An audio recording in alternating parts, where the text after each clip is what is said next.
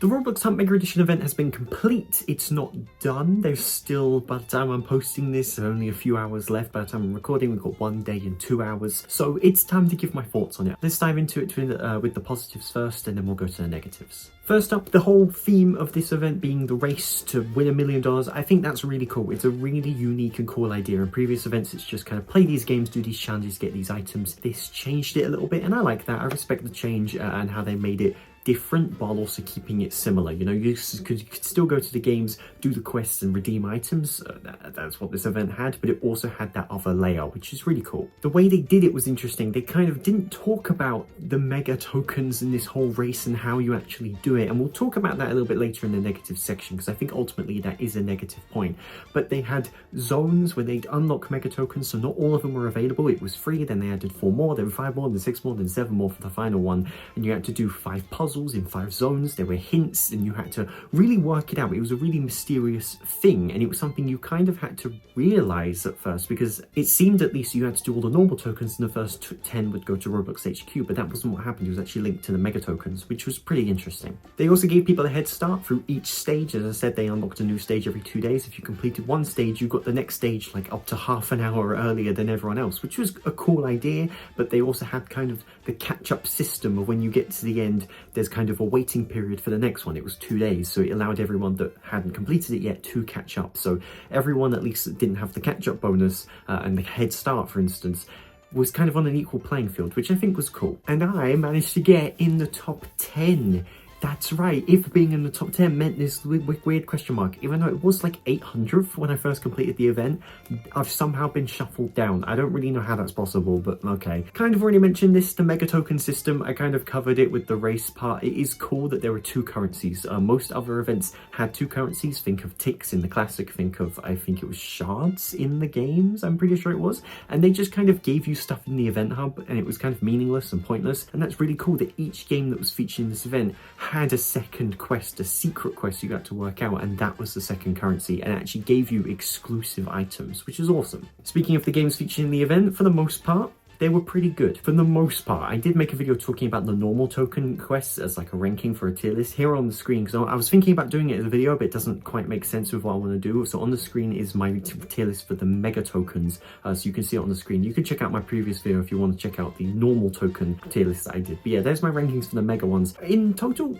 they're all pretty good. It's all pretty solid lineup. The only exception is really Pet Simulator 99, but I think most, if not all, knew that that would be the worst one, just for different reasons than it actually was. This event as well lasted for 11 days. I think it's a little bit short. I think maybe 14 to 18 would have been the sweet spot, but the entire emphasis is the race, and the race is already done, so they're giving you like 3 days, I think, after, so you can complete it. It's fine. It's not that big of a deal. In my world, yeah, it would have been a little bit longer, but I think 11 days is absolutely fine. The Hunt Mega Edition event had 22 that were free. 22 rewards you can get as I'm recording this video right now for free, completely free. And in total it had 46, and that's not including 4 items that no one has, being the Mega Referee jersey and the Mega Referee pants, the Hexanova overlay, which is a badge that's in the event hub, no one has it right now, and also a developer item. There's no mention of it, but in all previous events, developers that were featured in this event got a special item. I assume they'll do that again. So that's 50 in total if you want to include those other 4, which is a brilliant amount. Alright, let's get into my negatives. We'll start it off on the reward space because it's quite similar.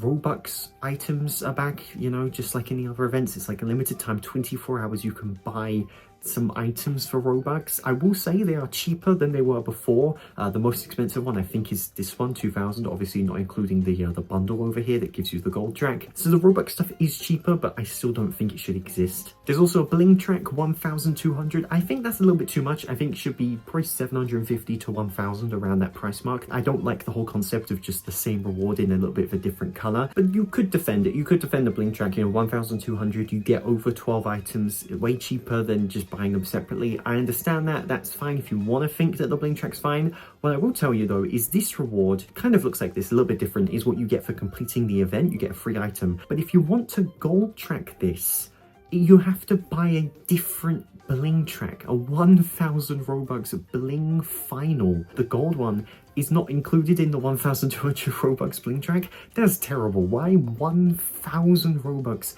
for one gold version of an item. You notice most of these are related to rewards, and we're going to keep going. Here's the third complaint. The event track. Obviously, we've got two different tracks here. Once you get the first mega token, there's this little button that will appear, and you can change it between the mega track, which you get for completing puzzles, and the event track, which is the normal ones for the standard tokens. They changed these after like 2 or 3 days. They used to be the Blanc and Noir ones. The Noir was the gold track, and the Blanc ones, like just white color, was the free ones. And then after a few days, they just changed them. And every time they would add a new zone, because as I said previously, you had to wait 2 days for the next zone to open, they'd release a trailer and they would show the old Blanc version turn into the new colored version, when all 5 of them became available at the same time after a few days. So if you already had all the standard tokens, which I did, as soon as they updated, you just got all 5. Why didn't they show the mega track rewards? Or why didn't you make it so when you unlock the next zone, you could then upgrade the item instead of just getting all of them when they dropped? Because why are you promoting an item that you could just instantly get? Why didn't you promote the new item? You still get the Blanc and the Noir version if you've got the gold track.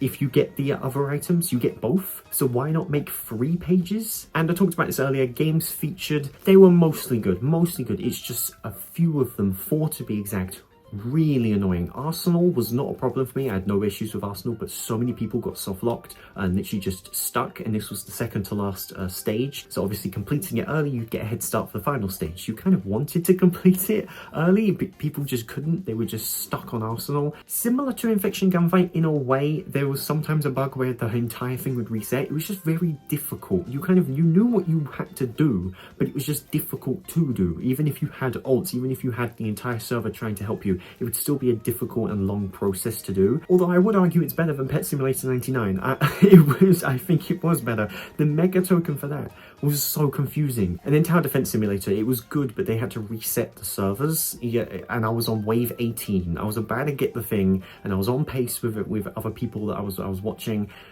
and it reset, and I had to redo the whole thing, and I lost a lot of time. Luckily, Pet Sim was so bad, people got stuck on that, and it kind of neutralized it.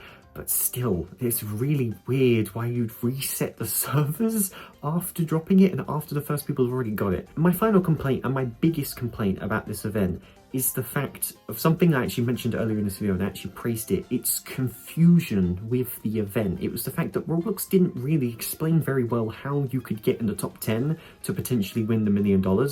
I mentioned in my How You Could Still Win the Event video that myself and many others played the event hub and got the 26 standard tokens, thinking that the first 10 would go to Roblox HQ to compete for $1 million.